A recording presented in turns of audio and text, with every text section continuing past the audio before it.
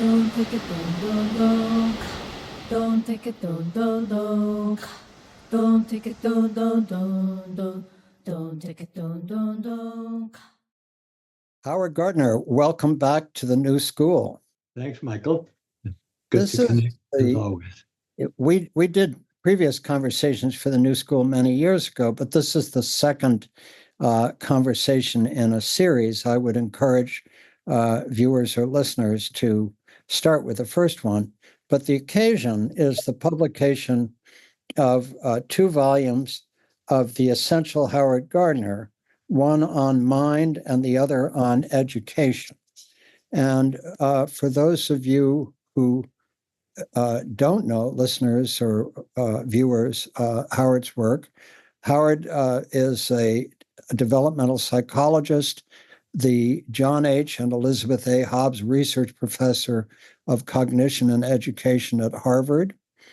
He is a founding member of Harvard Project Zero in 1967 and held leadership roles at that research center from 1972 to 2023. And since 1995, he's been the co-director of the Good Project. Howard has written hundreds, I believe actually 1,000 articles and over 30 books translated into over 30 languages. And as we discussed last time, he's best known for his theory of multiple intelligences as outlined in his 1983 book, Frames of Mind. He retired from teaching in 2019, and in 2020, he published his intellectual memoir, A Synthesizing Mind. So, Howard, I thought it would be interesting, both for me and our viewers, to go over the 4 great figures who influenced you most. Jean Piaget, Jerome Seymour Brunner, Nelson Goodman, and Norman Gershwin. And I wonder if you could just in some way in a sort of encapsulate what each of these remarkable people meant for your work. So it's Piaget, Brunner, Goodman, and Gershwin. The first thing to say is that I have no apologies for any of these people. They're intellectual giants.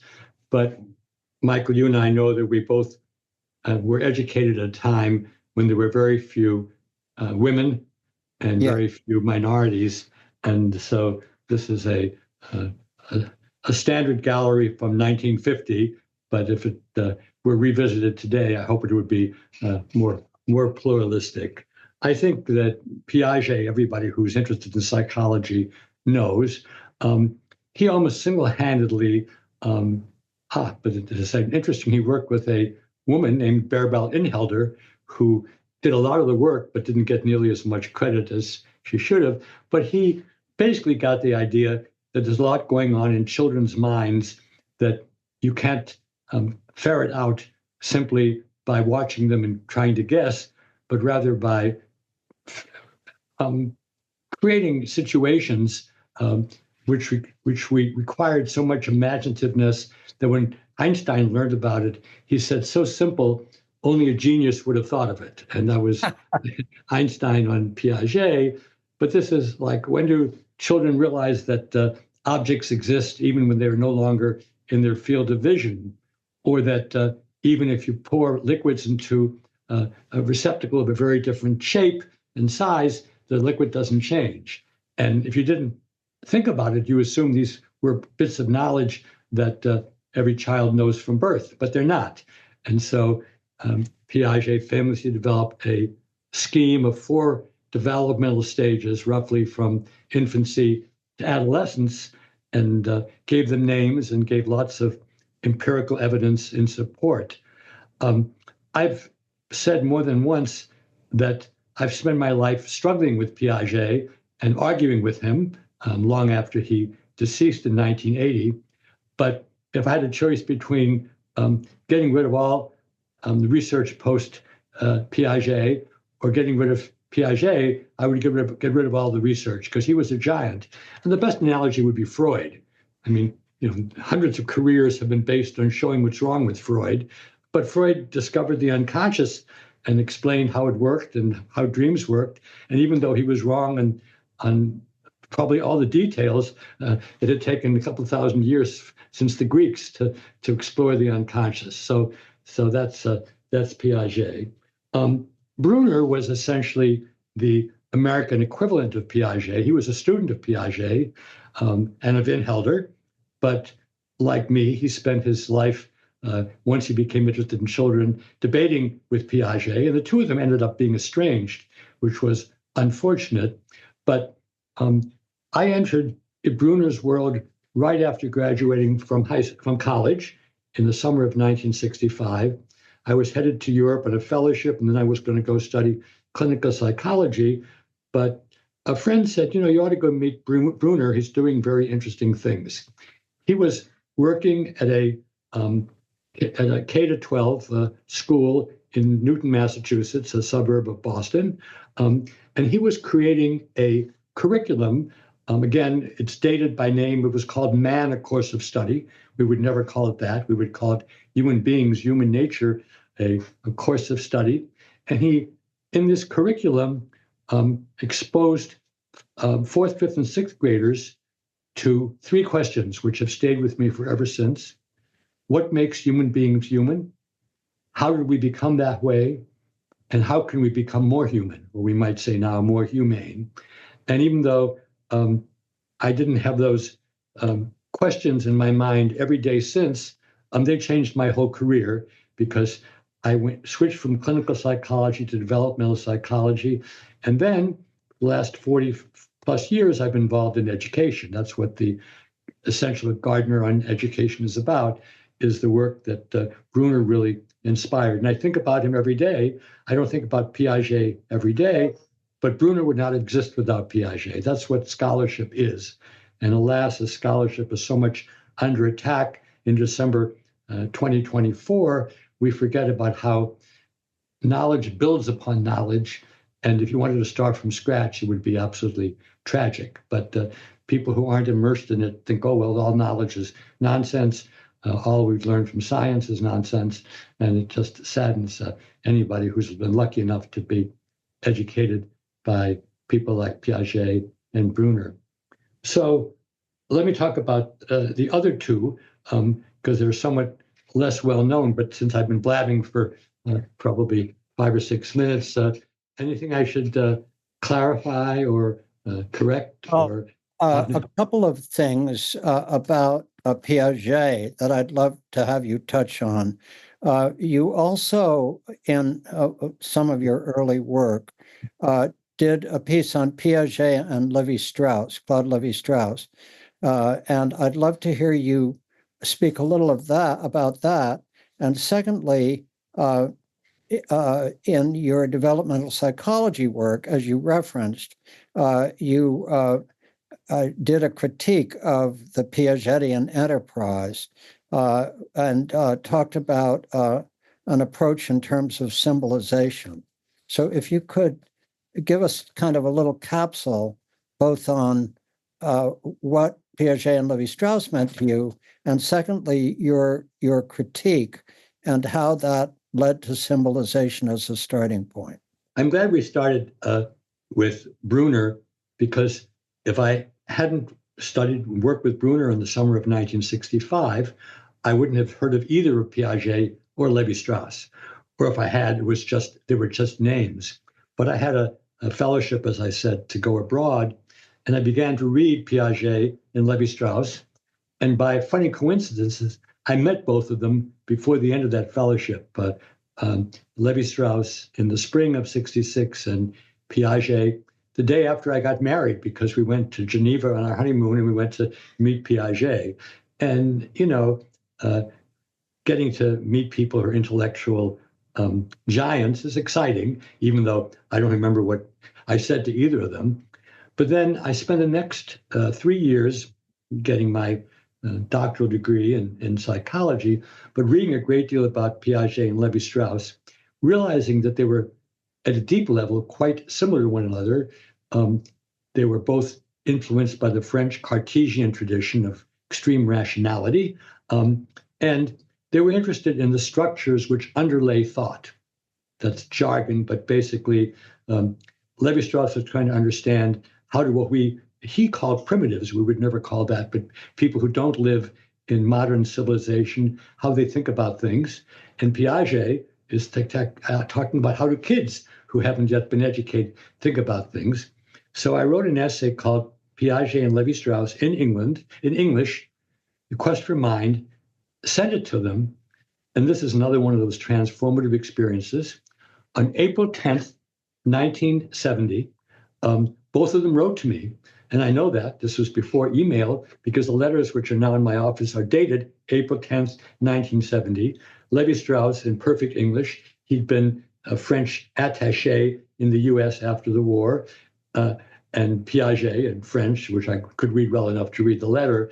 And it's hard to say how big an influence it would have on somebody like me, or I think you, at the age of 25 or so, to hear from, it's sort of like if you could hear from Taylor Swift and the Beatles at the same day, at the same time, or the equivalent Denzel Washington and Matt Damon on the same day, if you were interested in popular culture. And one thing I do, there are a lot of things I do which are rightly criticized.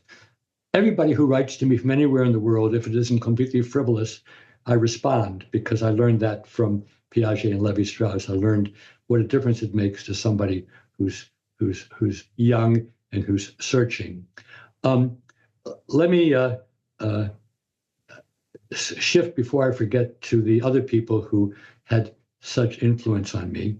In 1967, I was a doctoral student in developmental psychology, studying Piaget, studying Bruner, and feeling that even though I admired both of them, they had a very narrow view of what the mind was.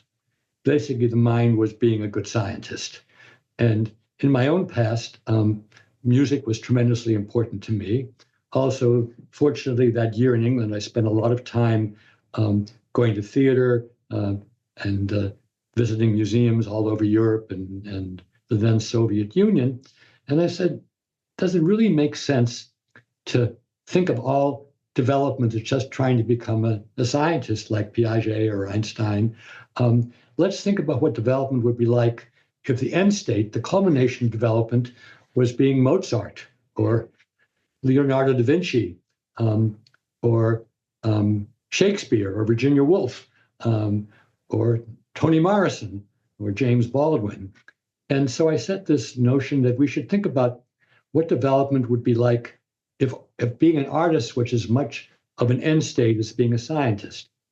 I was primed at that time to go to Brandeis and meet a professor named Nelson Goodman, who was starting a research project on the arts. And so this captured my attention.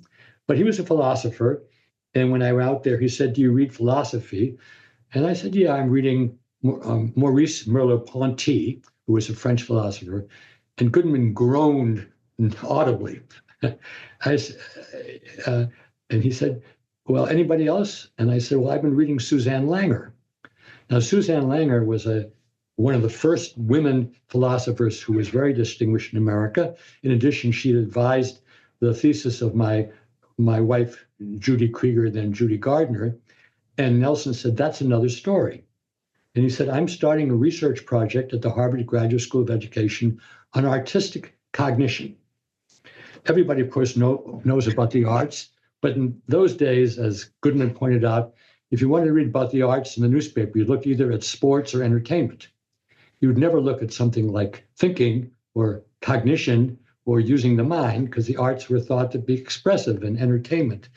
And Goodman said, I want to take artistic cognition seriously. And I said to myself, he's my guy. By the way, he'd been a friend of Bruner, but I wasn't even aware of this at the time. So I and another young fellow named David Perkins, who was studying artificial intelligence at MIT. This was the time when AI was just beginning. He was working with Marvin Minsky and Seymour Papert, two giants of AI. And David and I were the first research assessments on Project Zero, which was an effort to think systematically about artistic thinking.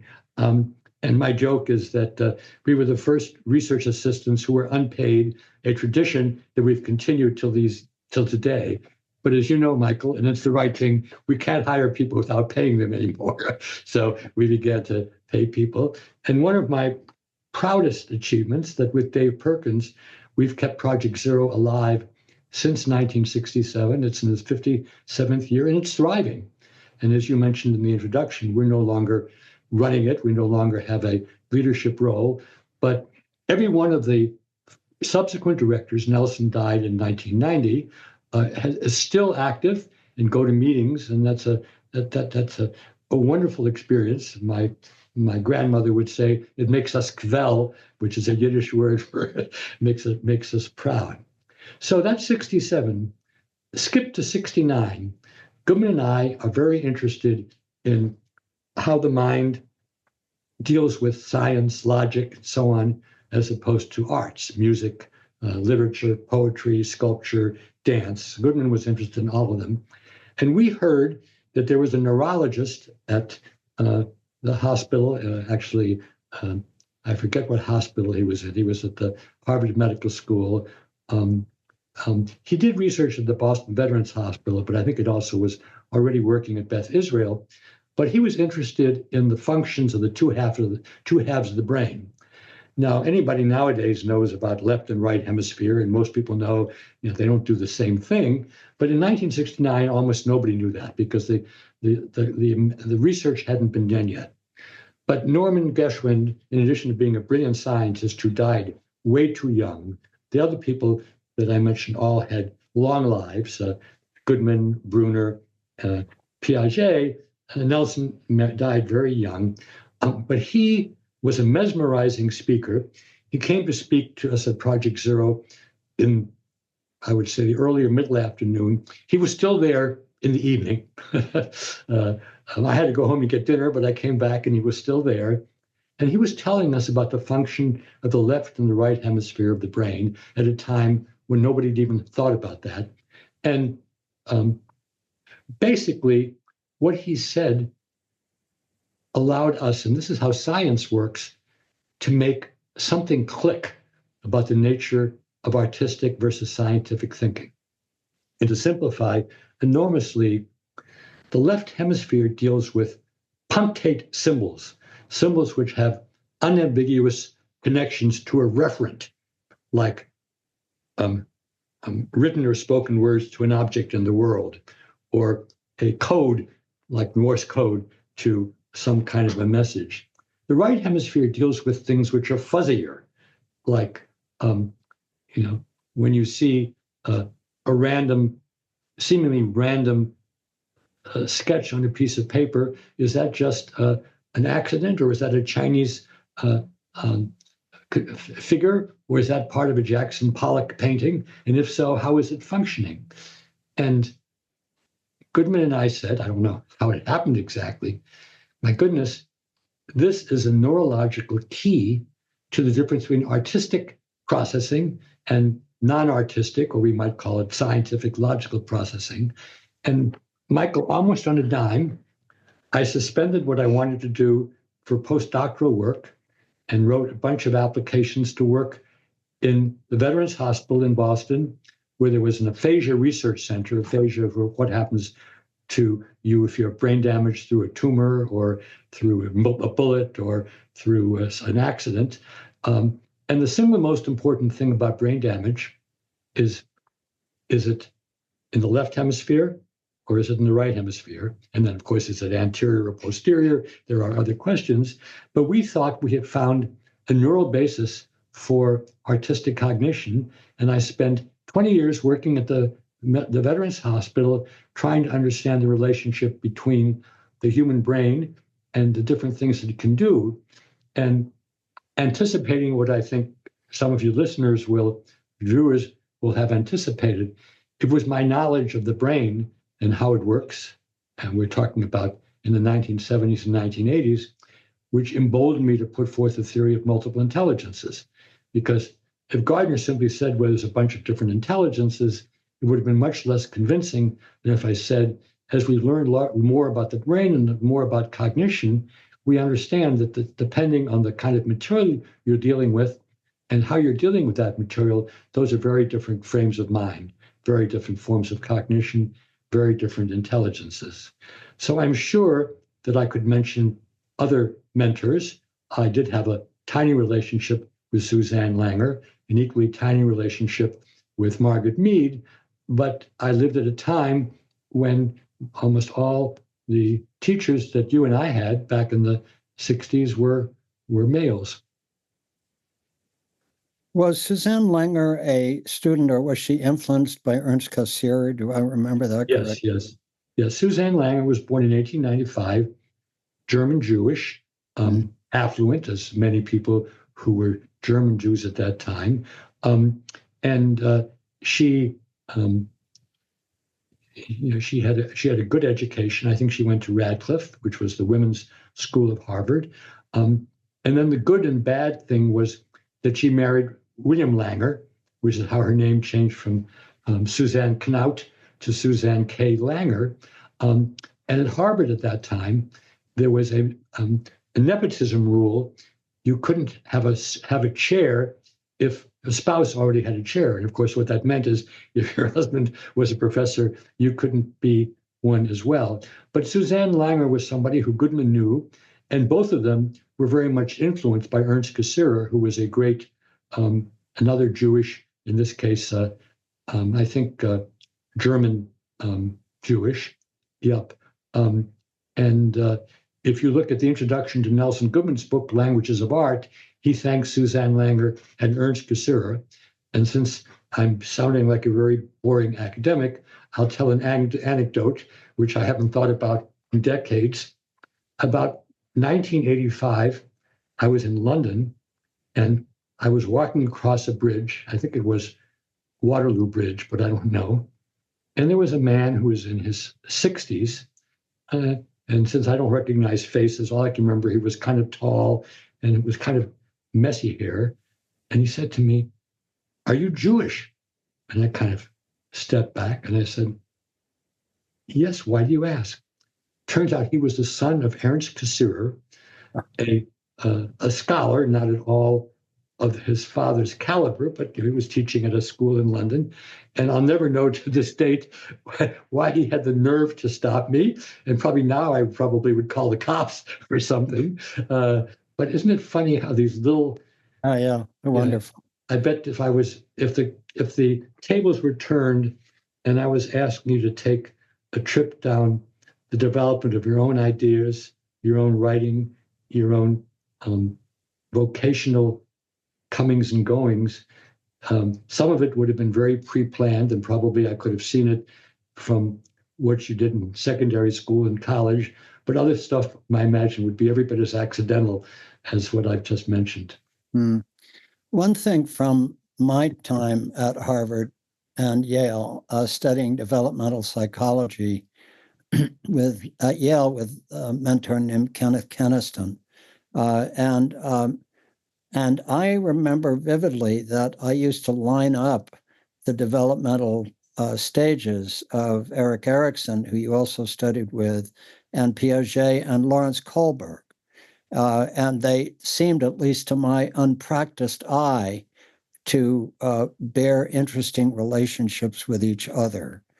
So 2 questions for you. Do they bear interesting relationships? And also, since you've been interested in moral development and ethics, did Kohlberg get it right from your point of view? All right. To be honest, that's a very complicated question. Mm-hmm. And if this were for my oral exam, I would have to do more preparation. All right. But I know enough that I can say that, especially in American empirical research, which is what we do in the United States, people spend energy and decades trying to attack these fundamental, shall we say, starting points. And as I said earlier, if I had to get rid of all Piaget cognitive psychology or get rid of Piaget, I would maintain Piaget. Many people will know that the most interesting critique of Kohlberg came from Carol Gilligan, somebody who's in our Yeah. world at the same time. And she said, look, Kohlberg, and I think for that matter, Piaget, they just studied moral development with men, Right. boys. Isn't there half the universe we should look at? And this was a brilliant insight on Carol Gilligan's part. Unfortunately, the empirical work afterwards doesn't support her claims pretty much, but the critique was well worth putting forth. Actually, I said, I spent a lot of time critiquing Piaget, but I would still preserve that. I think that Erikson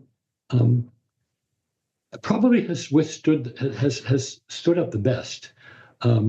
You and I both know something about life in other cultures, and certainly things about identity and creativity wouldn't have the same stature in non-Western cultures, nor would they make much sense when people die at age 40, But I think the general notion that early in life, that you need to have a sense of trust, you need to know whether you can take an initiative or not, you need to know whether you can get better at things, you need to figure out who you are, which our colleague Rick Schrader would say is much more complicated than just you. It's you and your culture, you with relationship to your parents, you and your relationship to your work, and then getting closer to our age and that of our children. When you're an adult, how do you handle intimate relations? Can you continue to grow? And the place where you and I are now, when you put it all together, does it make as much sense as possible, or are we in despair because it didn't make sense? So I may not be as close to the critics of Erikson as I would be to Kohlberg and Piaget.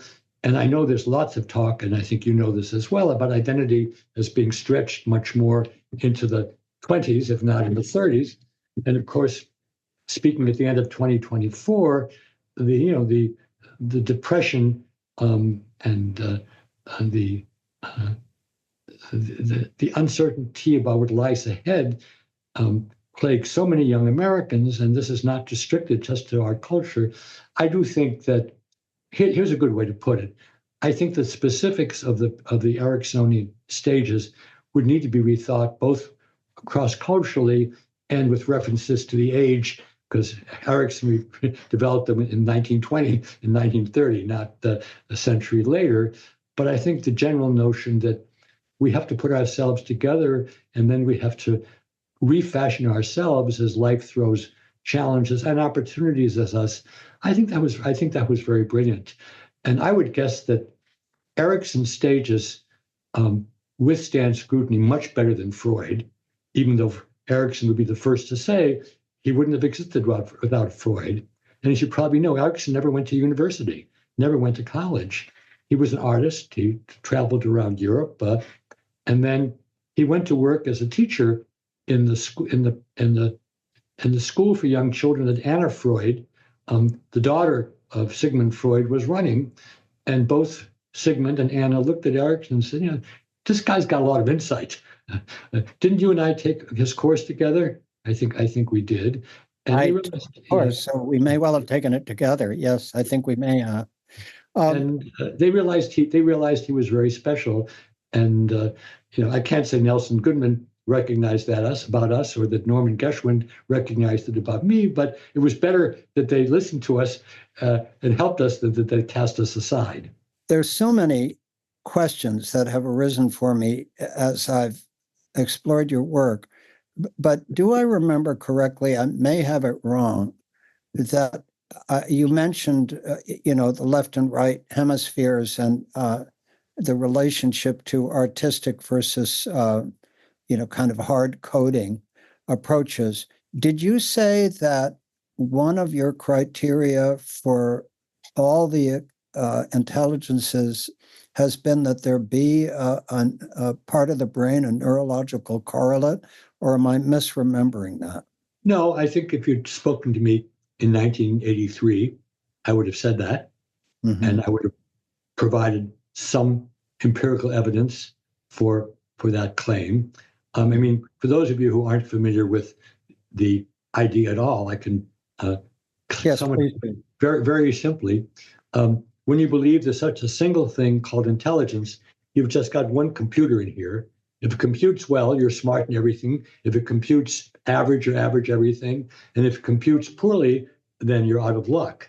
I think it's actually the total opposite now, that the fact that you're good in language doesn't predict you're going to be good in logic. The fact that you're good in music doesn't mean you're going to be able to understand other people.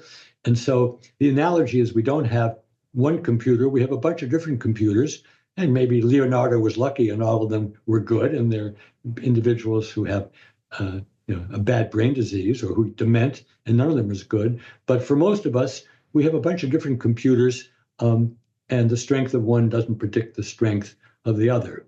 We know so much more now about the brain than we did in 1983, that's over 40 years ago, that I could provide much more evidence, and I think it would be much fuzzier. In a sense, the brain is both much more general than I appreciated, but it's also much more specific than I appreciated. But that's what science is. And this may sound defensive, but it's true.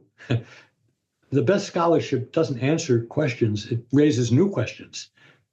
And that's what we've been talking about with reference to Piaget and Geschwind and Bruner and Goodman.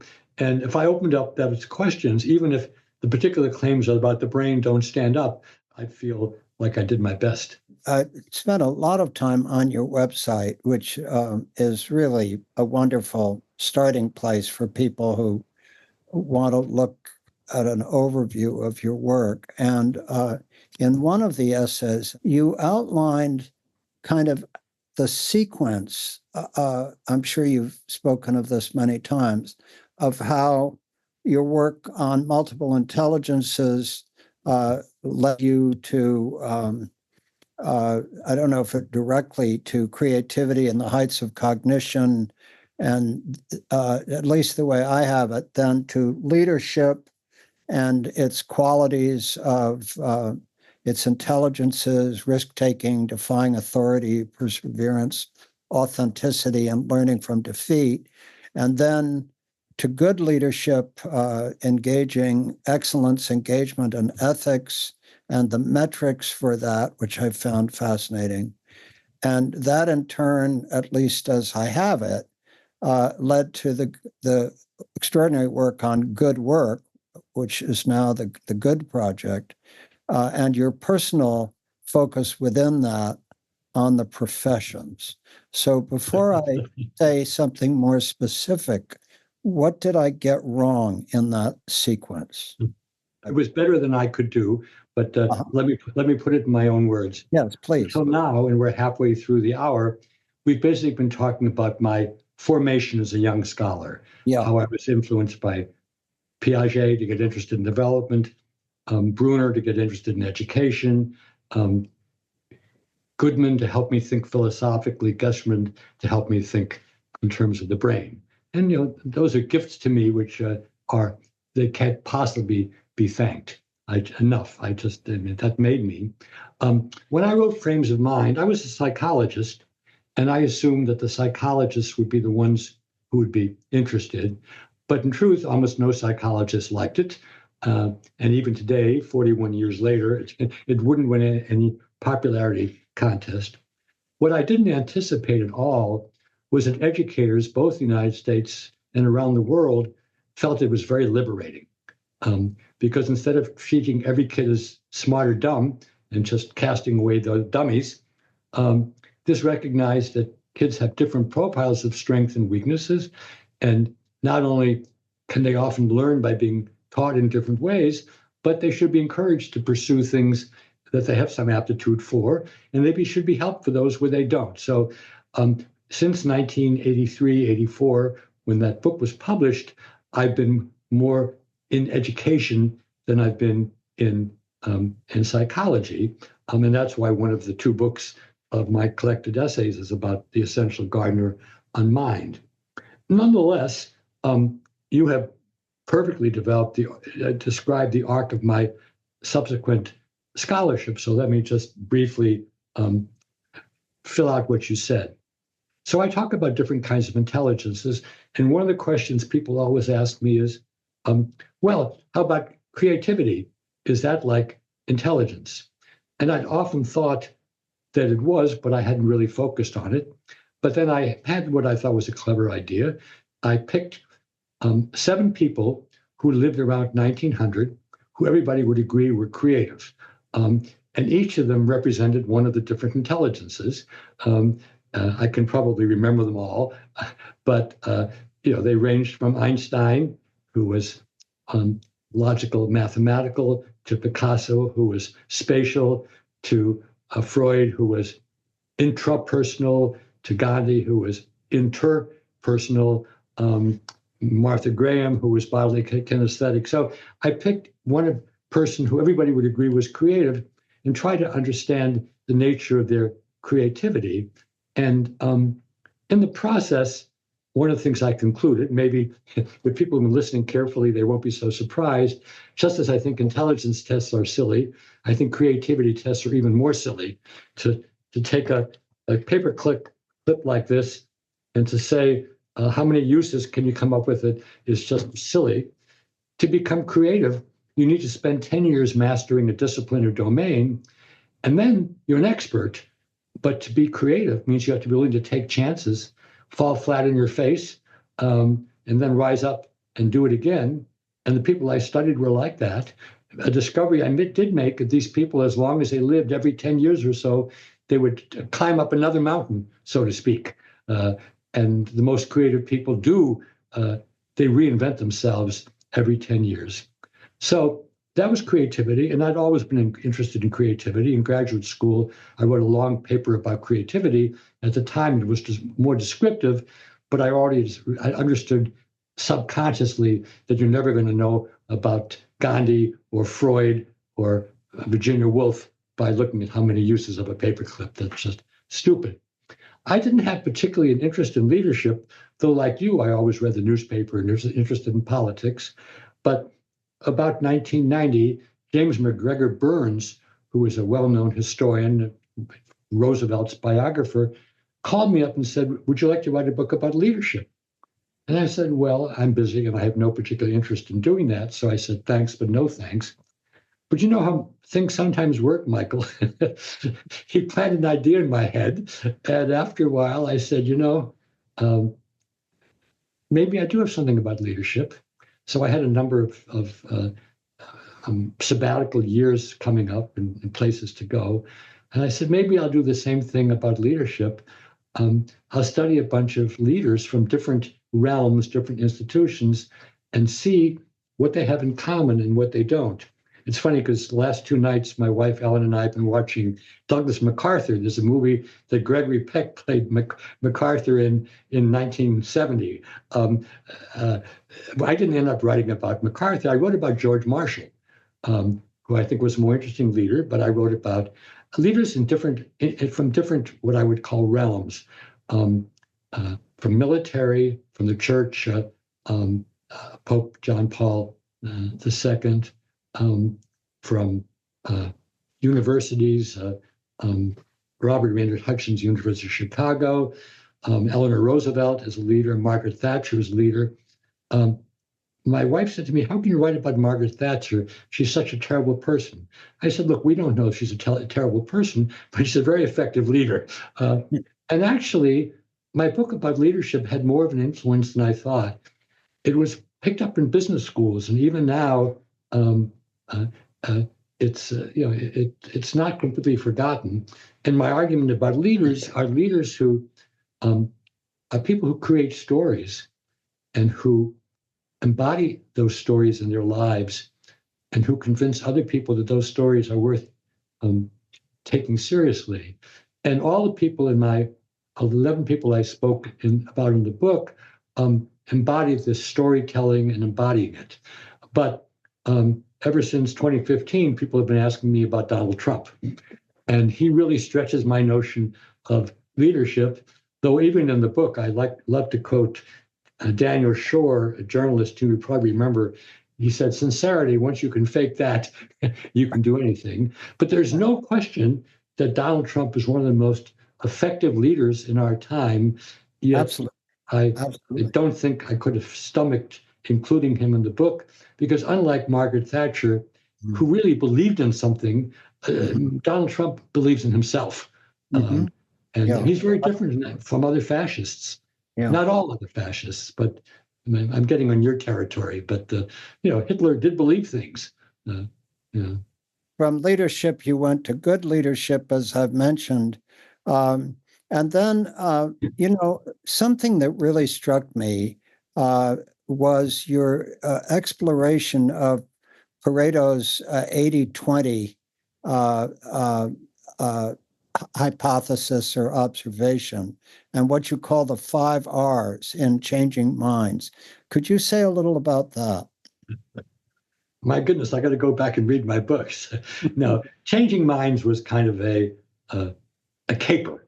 It was something I did, I wouldn't say for fun, but it didn't involve the same kind of research that the creativity book and the leadership book. I mean, to study Martha Graham, I went to the library at Lincoln Center and watched kinescopes of her dances from the 1930s and 1940s.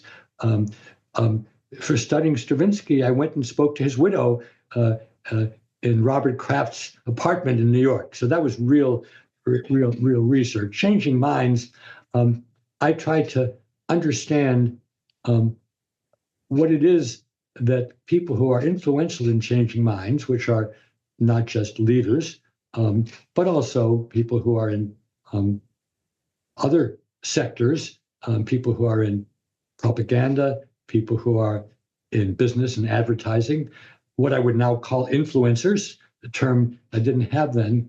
And I listed what I thought the 7 things that people who change minds are able to do.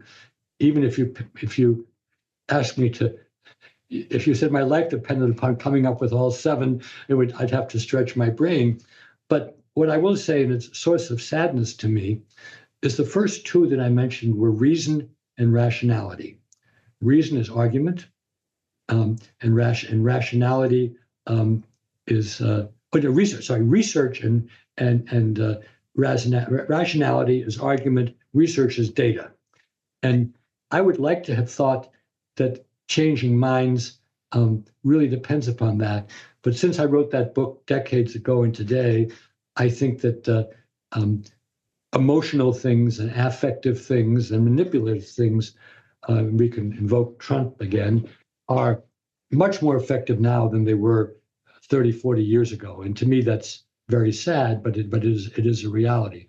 But and not to lose the thread, in changing minds, I did lay out the 7 things, all beginning with RE, which I think are what you need to do if you want to change minds. But nowadays, I would focus on the affective ones, and even the spiritual ones more than on data and reason.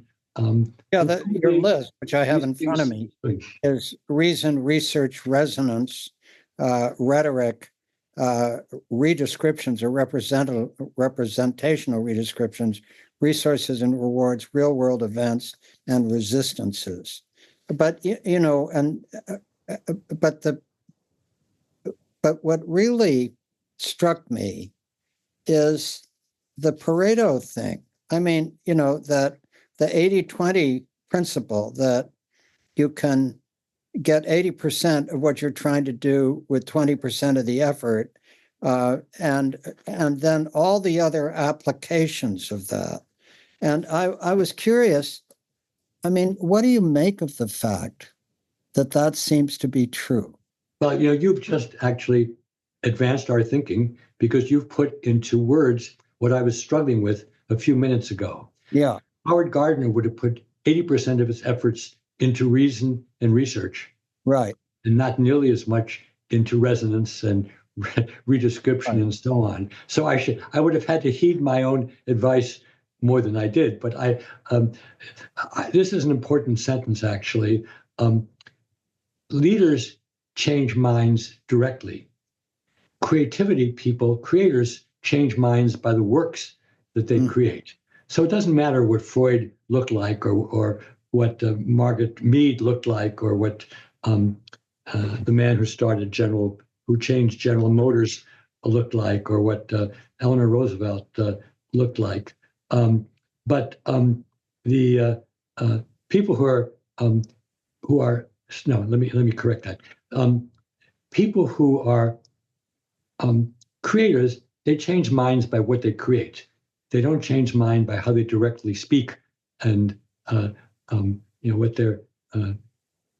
There was, you and I both remember that Eisenhower ran for president against Adlai Stevenson, and people said, "Oh, Stevenson, you have such a wonderful mind. It's so impressive." He said, "Yes, but that doesn't get me any votes. It's the compellingness of the story that you tell." So Stevenson would have been more effective against Eisenhower if the way he wrote was what was important, but that's not what carries things. But keeping my eye on the clock, which is your clock, Yes. everything we've done until now, intelligences, changing minds, creativity, leadership, has been amoral. I'm trying to understand leaders, whether it's Hitler or Stalin or Mao Zedong. I'm trying to understand creative people, even if they're creating TNT bombs or so on. But in the last 30 years of my life, with wonderful colleagues, both the psychologist William Damon and Mike Csikszentmihalyi, and many, many other colleagues like Lynn Berenson and Wendy Fishman, who've each worked with me for 30 years, rather like your colleagues at Commonweal, we've been trying to say, look, intelligence is important, creativity is important, leadership is important, but if it's not used for constructive ends, then it's not worth it. Indeed, you and I both worry about whether the planet will survive. You've got more hope that beyond the planet exists. I'm just worried about the planet itself. We need people who try to work in a positive way. And we've done a lot of research. 30 years, 10 books, countless articles. And if you want to have good work or good citizenship, it's based upon three virtues, each beginning with the letter E. The work is excellent, that is, it's high quality, it meets the standards of being respected. Number two, it's engaging. You look forward to doing it. You don't dread Monday. It doesn't mean you shouldn't have some time off, but you're engaged in the work. And the third thing, which is what all our work has been, you try to carry it out in a moral and ethical way. It's wonderful to be good at what you're doing. It's wonderful to care. But if you're trying to build bombs or run the mafia or destroy the planet, and we could talk endlessly about Elon Musk and where he fits in that in that rainbow, I'm interested in people who struggle to try to do the right thing. And a distinction I've made, which hasn't been picked up as much as I wish it was, but I think it's really fundamental, is between neighborly morality and the ethics of roles. Neighborly morality is what we learn from the Bible, the Golden Rule, from just about every religion I know anything about. And that's, to be nice to people whom you know, not to steal, don't kill them, don't hurt them, respect your parents, respect your family. That's neighborly morality. And we all would rather have neighbors who don't knife us or shoot us.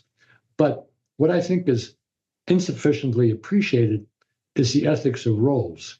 And in the modern world, the world that you and I and everybody who's watching this is listening to, we have the roles of working, particularly being a professional, which most of people whom we know would be, and being a citizen.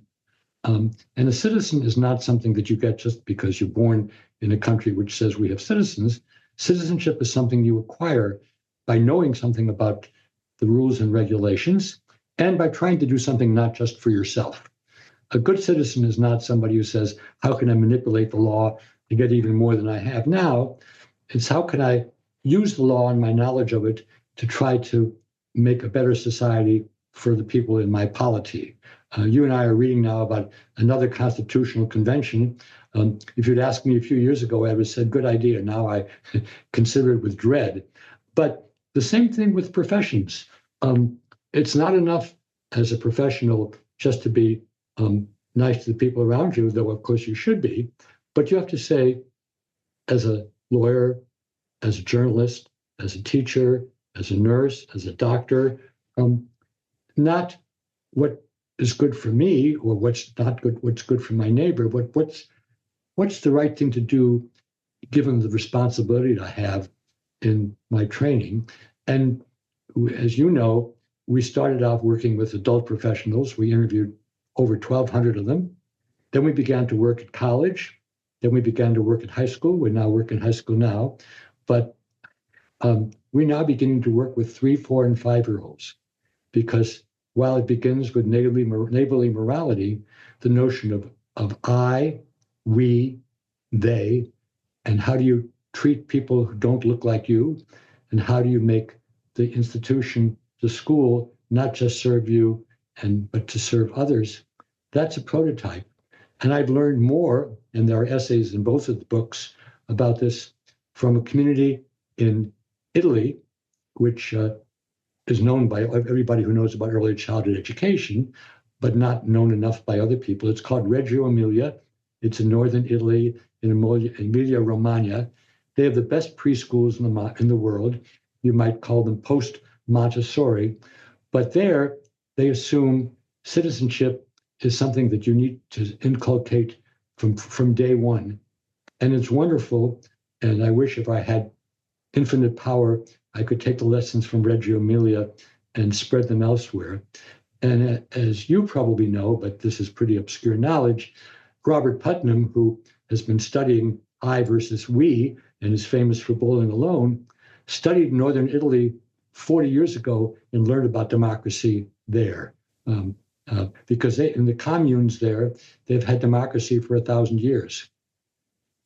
Beautiful.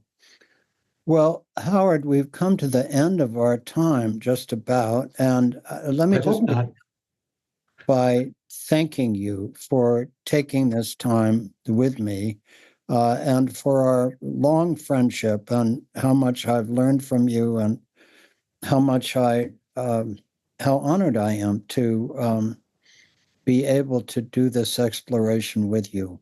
As we close, just any final reflections on your part that you'd like to offer? My quip is that there's so much more to say, and there's so much more for you to contribute. And we've known each other for many years. I've admired you from afar, probably more than you know, and so often have referred people to what you do and how you do it. And if you now, of course, isn't you alone anymore.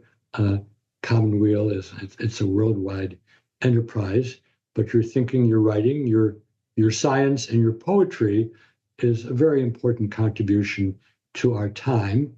And I hope you're right that the planet and the universe will survive beyond our meager efforts. And you know that we've tried to work with others who join this enterprise as well. And however optimistic or pessimistic we may be in our private selves, we need to lead our lives in a way that increase the likelihood that good work and good citizenship will endure.